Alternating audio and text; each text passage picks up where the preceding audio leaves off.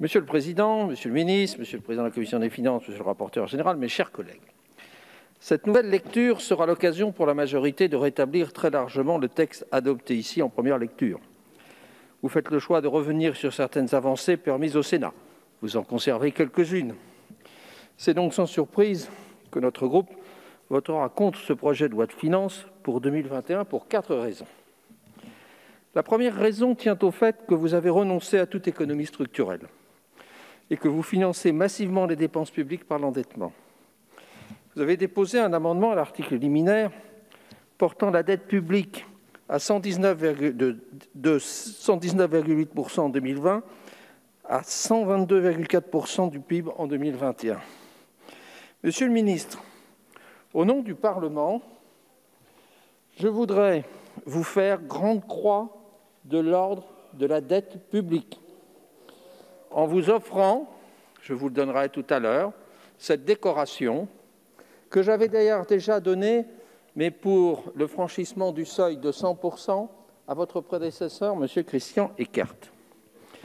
En septembre 2020, vous nous présentiez un déficit à 6,7 points du PIB. Aujourd'hui, il est de 8,5. On a hâte de découvrir la prochaine loi de finances rectificative. Il est vrai qu'en 2020, les déficits publics sont passés de 2,2% en PLF à 11,3% aux dernières nouvelles, 9,1 points de PIB de plus. En termes de milliards d'euros, c'est 223 milliards d'euros supplémentaires. Certes, la charge d'intérêt de la dette, 37 milliards, reste à un niveau historiquement bas grâce à des taux d'intérêt très bas. Mais la dette va quasiment atteindre les 3 000 milliards d'euros fin 2021. Soit 100 000 euros par famille française. Chez moi, Monsieur le ministre, ça représente la valeur d'une maison. Soulignons d'ailleurs que l'État finance une part croissante de ses dépenses, 150 milliards sur 450 milliards, soit un tiers à crédit. En d'autres termes, pour équilibrer le seul budget de fonctionnement de l'État, il faudrait majorer l'ensemble des impôts, qui font 271 milliards pour l'État, d'un peu plus de moitié. Monsieur le ministre, aucune économie structurelle n'a été réalisée depuis votre arrivée aux responsabilités. Faut-il encore rappeler que la crise n'explique pas à elle seule notre endettement record, puisqu'avant la crise, la dette française frôlait déjà les 100% du PIB, contre un peu plus de 80% en moyenne dans l'Union européenne. Nous avons donc abordé la crise en situation de faiblesse par rapport à nos voisins. Nous ne pouvons que le constater une nouvelle fois en 2021, aucune économie structurelle ne sera réalisée, sera donc open bar jusqu'au présidentiel. Après, on verra. La deuxième raison, c'est que dans votre plan de relance, le volet social est insuffisant.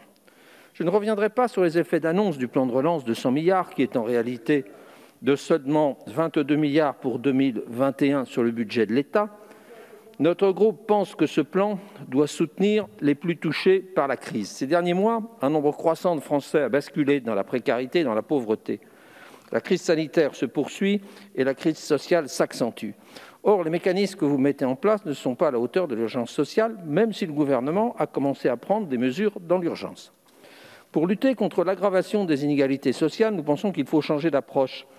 La crise le nécessite encore davantage. Pourquoi refusez-vous systématiquement de faire participer nos compatriotes les plus aisés à cet effort? Notre pays a besoin de justice fiscale.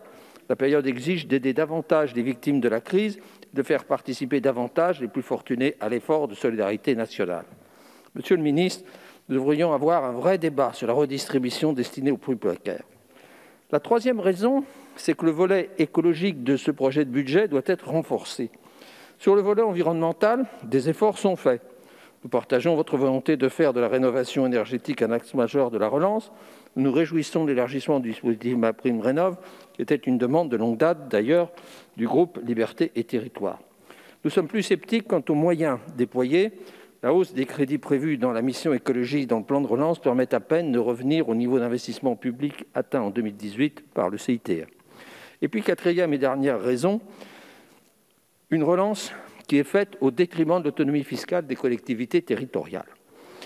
Notre groupe considère également que les collectivités territoriales doivent être au cœur de cette relance.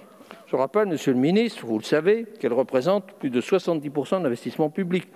Pour cela, elles doivent être rassurées sur leurs ressources futures et leur capacité d'autofinancement. Je salue d'ailleurs l'amendement adopté au Sénat et amendé par le président de la délégation aux collectivités territoriales en commission vendredi dernier. Il assure une clause de sauvegarde des recettes des collectivités, leur donnant une meilleure visibilité au moment de finaliser leur budget. C'est une demande que nous faisions et une de celles avancées du Sénat conservée.